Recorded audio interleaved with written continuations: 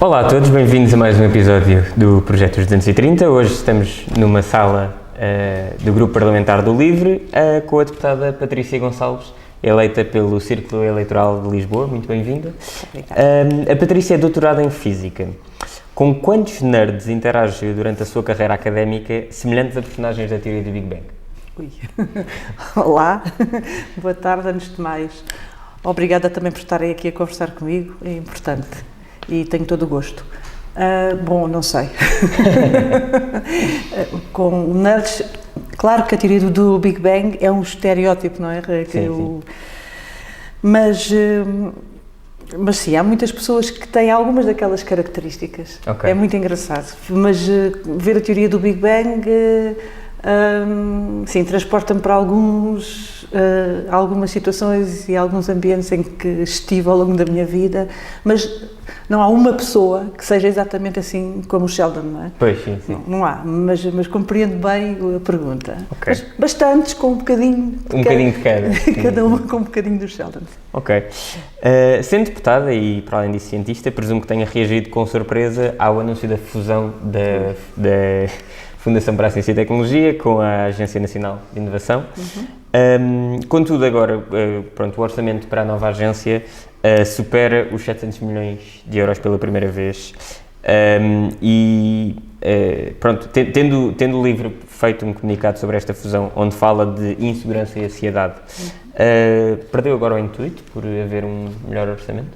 Bom, esse orçamento que foi anunciado dos 700 e tal milhões de euros ainda é para a FCT. Okay. Porque a FCT foi anunciado a extinção da FCT para a subsequente fusão com a ANI, mas isso ainda não está concretizado. Okay. E, portanto, no Orçamento de Estado de 26, os 700 e tal milhões de euros aparecem associados ao Orçamento da FCT. E, portanto, são um aumento de cerca de 8% relativamente ao ano passado, e é bem-vindo, porque se nós fizermos contas para chegarmos aos 3% para a ciência em 2030, que é um dos objetivos do Governo, e o LIVRE também defende isso, precisamos de um aumento de cerca de 11% ao ano, agora quantas mais ou menos, assim, claro, por alto. E, portanto, ainda estamos aquém do aumento que precisamos. Relativamente à surpresa com a extinção da FCT e a fusão com a ANI, ficámos muito surpreendidos porque foi anunciado no último dia de julho, antes de irmos de férias todos, e foi uma decisão que foi tomada pelo Sr. Ministro e é um decreto-lei que sai do Conselho de Ministros sem conhecimento da comunidade, e não houve uma consulta, não houve uma conversa prévia e ficámos todos muito, muito surpreendidos. Agora estão a haver conversas com a comunidade, sim, mas só agora depois de todo este tempo, estamos em novembro, não é? Sim. E vamos ver o que é que vai sair desta proposta, porque ainda não percebemos bem qual vai ser a organização proposta para esta nova agência. Acha que foi estratégico da parte do Governo tê-lo feito no último dia antes do chamado mês de agosto? Well. Ok, pronto. Mas apesar de tudo, quer dizer, não há um desinvestimento na ciência e na inovação?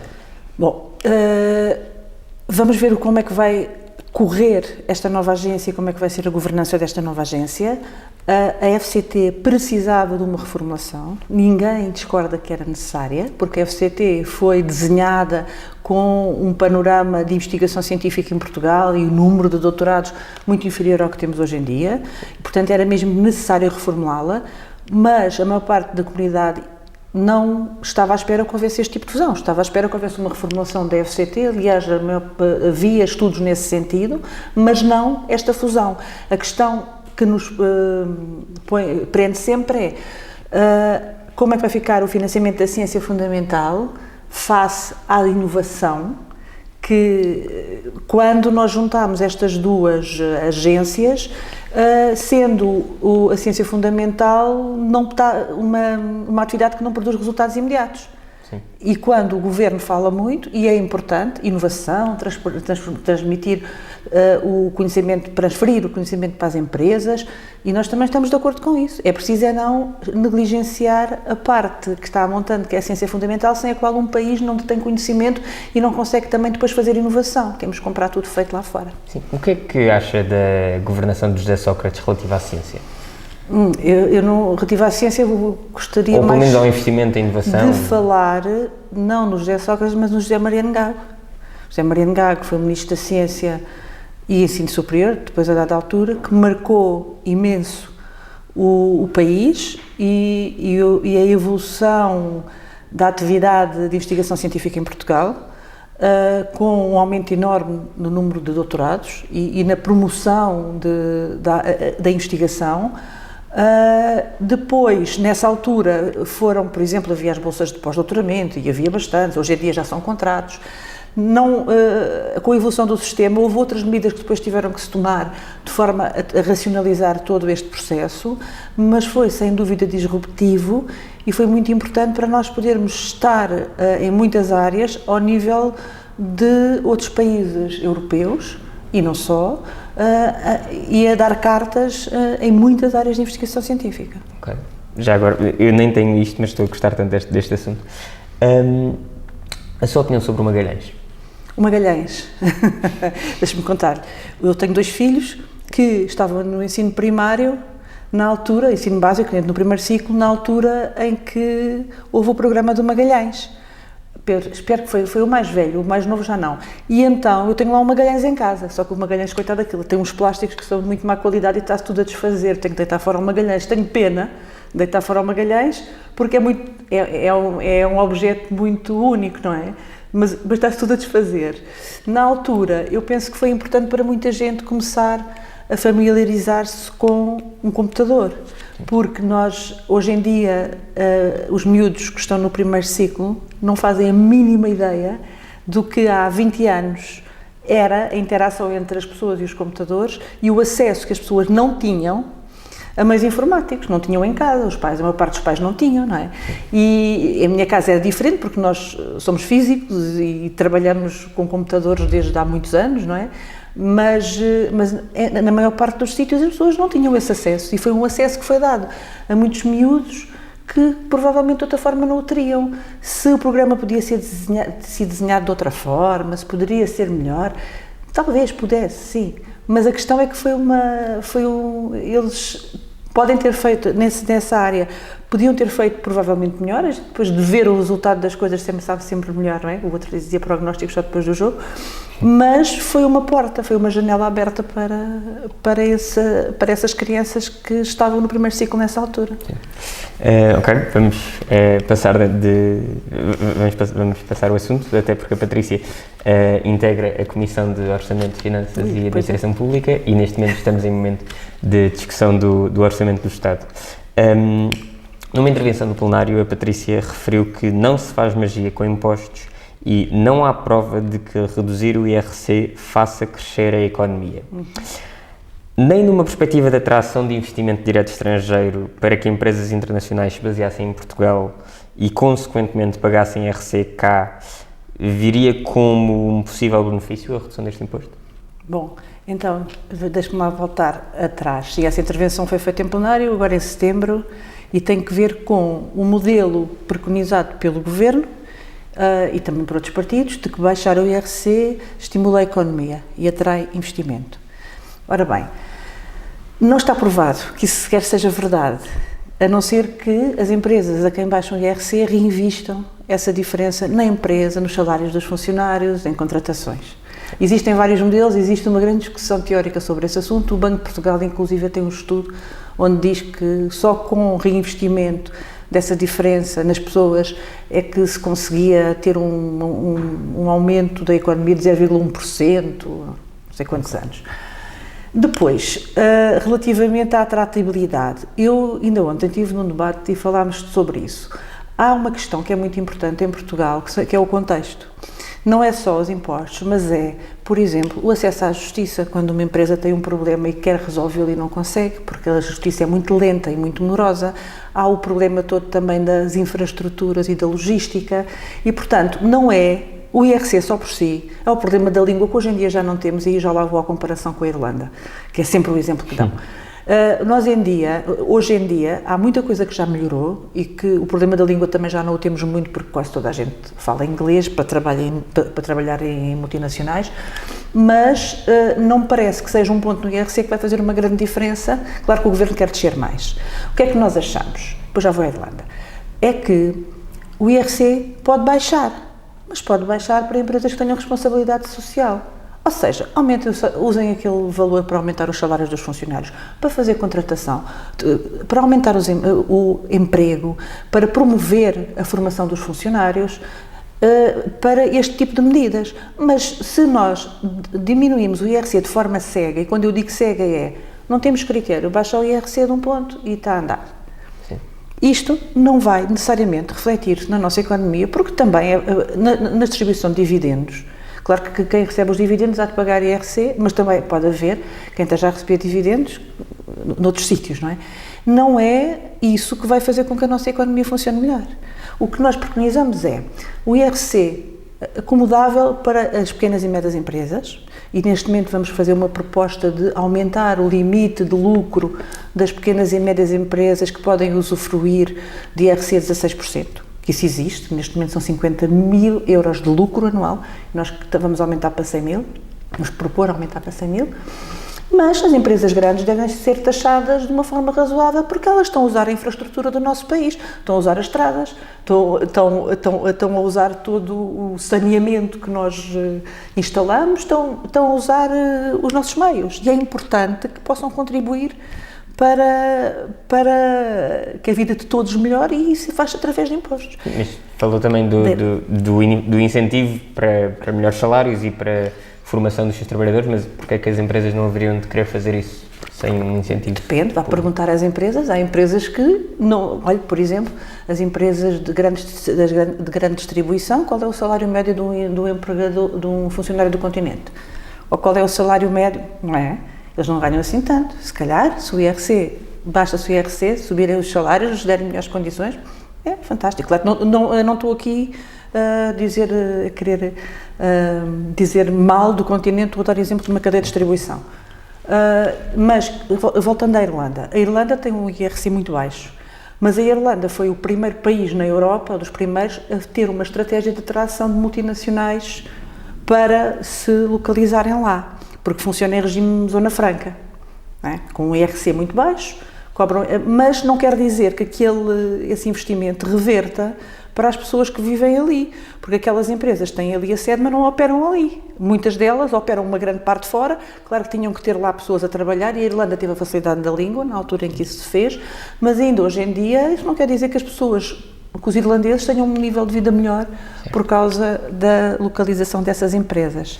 Eles, aliás, têm, penso eu, o índice para calcular aí o produto interno bruto é ligeiramente diferente do resto da Europa, já por causa de um funcionamento diferente ao nível E o que tem a dizer sobre fiscal. O facto de a Jerónimo Martins ter deslocalizado e estar num país com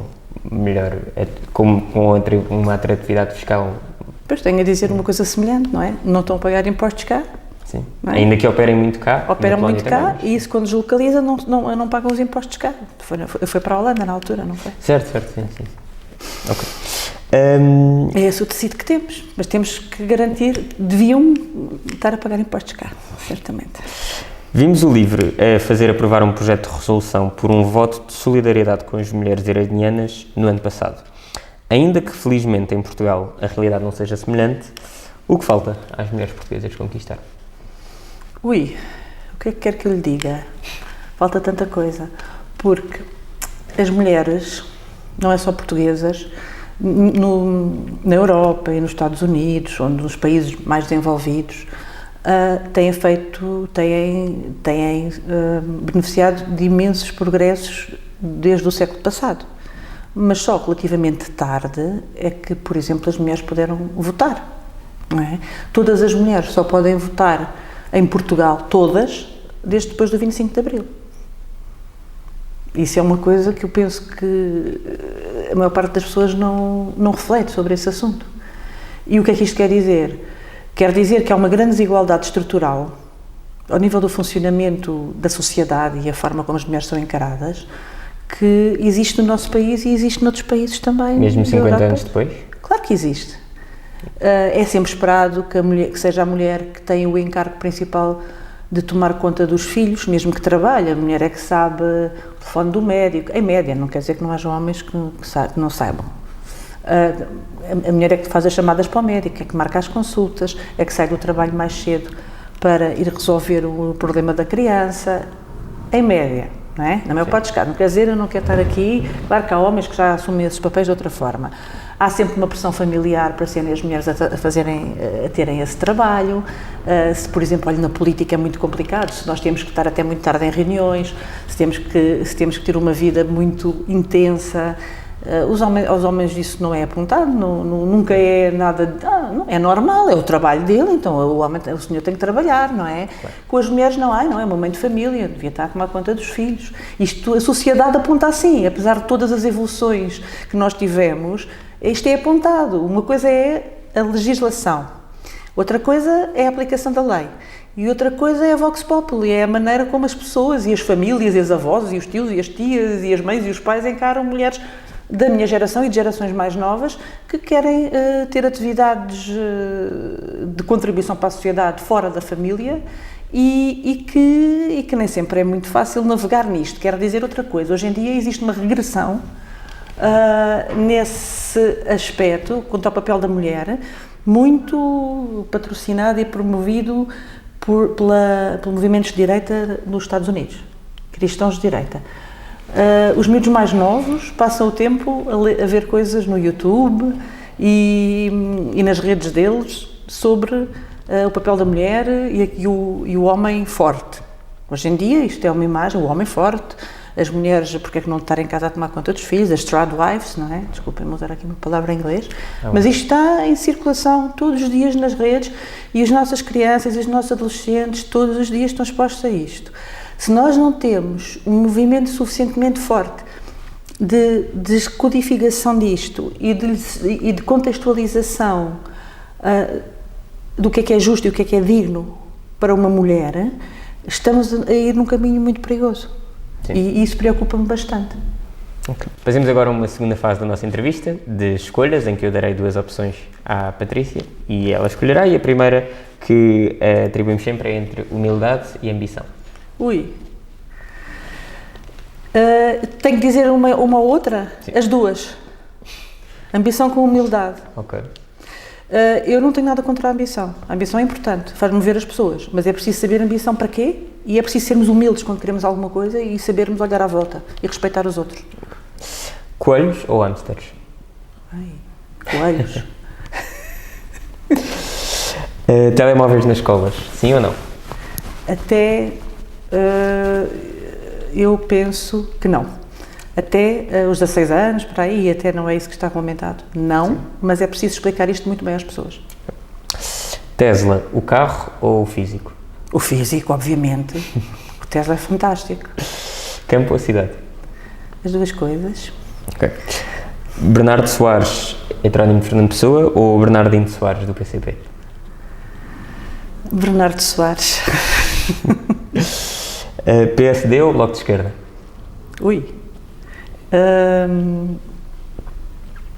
Bloco de Esquerda. Essa de Queiroz ou José Saramago? Impossível. Impossível. Dois grandes marcos, duas pessoas muito criativas, fantásticas a escrever. Okay. Muito difícil. Newton ou Einstein? Einstein. Okay. Se pudesse escolher onde seria o próximo dia de Portugal, que cidade escolheria? Que cidade? Vila, aldeia? A celebração? Sim. Grândola. Ok. Tem alguma ligação com a cidade ou é... ok. Tenho, mas não só, mas Grândola. Simbolicamente é muito importante. Sim. Como é que está, o que é que tem a dizer sobre o facto de Grândola ter deixado de ser, a autarquia ter deixado de ser comunista e agora ter passado para o PS? A autarquia de Grândola já foi do PS há uns mandatos atrás. Sim. Já tinha sido. Já tinha sido do PCP e depois o PS ganhou, depois veio o PCP e teve agora a governar, penso, por 2 ou 3 mandatos, não tenho a certeza, ainda há pouco tempo tive a olhar para isso e devia saber de cor, mas olha, não. O que é que eu tenho a dizer? É uma mudança. aquele concelho está com problemas difíceis de resolver, porque está com uma corrida à exploração da zona costeira e aos empreendimentos turísticos de luxo, e é uma zona que devia ser, e que tem área natural protegida e que devia ser protegida, é uma costa fantástica, são 40 e tal quilómetros desde Troia até Sines, que depois há uma parte que já não faz parte do concelho de Grândola, e devemos ter a preocupação de proteger as dunas naquela zona, proteger toda aquela mancha verde que vem desde a costa até ao interior, e o Partido Comunista Português teve nos últimos anos, há muitos compromissos que foram assumidos antes, há compromissos que eles também assumiram, é importante mudar. Eu penso que nas autarquias a alternância é importante para se conseguir renovar o que se está a fazer e repensar muitas vezes a forma de encarar o território e de ter novos projetos, e eu penso que será positivo, vamos ver como corre. Okay. É convidada para falar numa escola e pedem-lhe para sugerir uma pessoa de outro partido para ir consigo. Qual é o primeiro nome que lhe dá a cabeça? Para quê? Para expor a atividade parlamentar. Não precisa ser obrigatoriamente um debate. Sim. Expor a atividade parlamentar? Quem é que... Não me vem ninguém à cabeça, veja lá, que horror. Não. São poucos, também. Não, está aqui a pensar. Quem é que eu gostaria que viesse expor a atividade parlamentar numa escola? Um deputado com quem se dê bem. Estou bloqueada. Estou bloqueada, não sei. Do meu partido sei. De outros partidos... Vocês depois cortam isto. Quem é que eu acho que... Há uma pessoa que tem imensa experiência e que fala muito bem, que é o Pedro Delgado Alves. Okay. Estava aqui a pensar em sugerir também uma mulher, não é? Para não... Pode ser, claro que sim. Pronto. Podia ser interessante também ouvir a Mariana Vieira da Silva, por exemplo. Ok. 230 ou... Diga. Do outro partido? Sim. 230 ou 180? Graus?